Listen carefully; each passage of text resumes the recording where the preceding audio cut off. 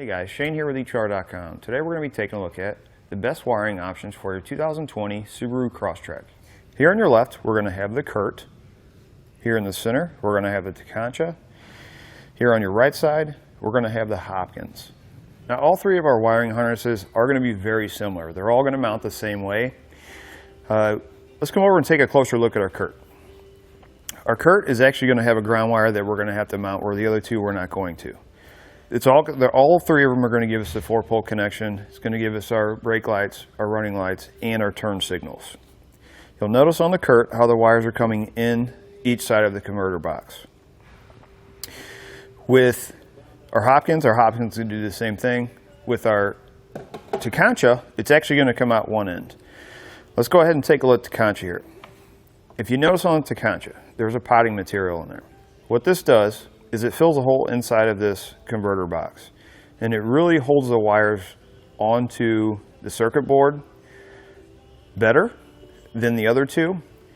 If there's an issue with vibration where this box, if it happens to come loose or something, the Tekonsha and the Hopkins tend to fail because the wires break free from the circuit boards. With our Curt and our Tekonsha, these two are designed to live inside the vehicle, but if we come down to our Hopkins,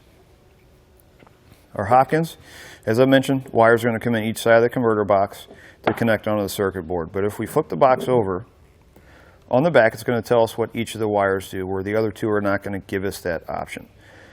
Also, the Hopkins is designed for outside the vehicle. It's going to come with a rubber grommet to replace the one in the vehicle if you're going to run it outside. Now, that being said, doesn't mean you can't run the Tekonsha and the Curt outside the vehicle.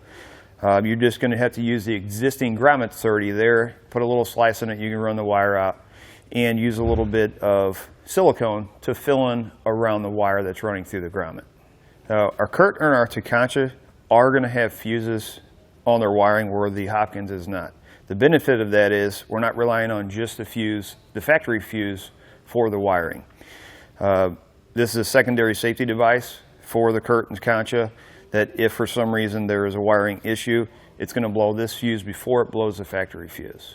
Now, as far as the converter boxes are very important. This is what is going to protect your factory wiring from any backfeed from the trailer if there's a wiring issue.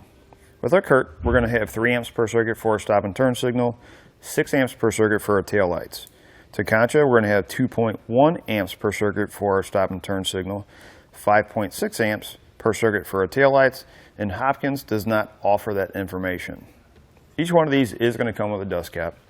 Tekonsha is going to be attached, where our Curt and our Hopkins, it is going to come separate and you have to put it on.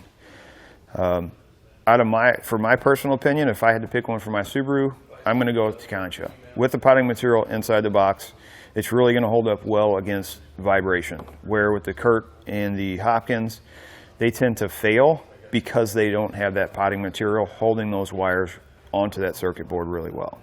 That's going to do it for a look at the best wiring options for your Subaru Crosstrek.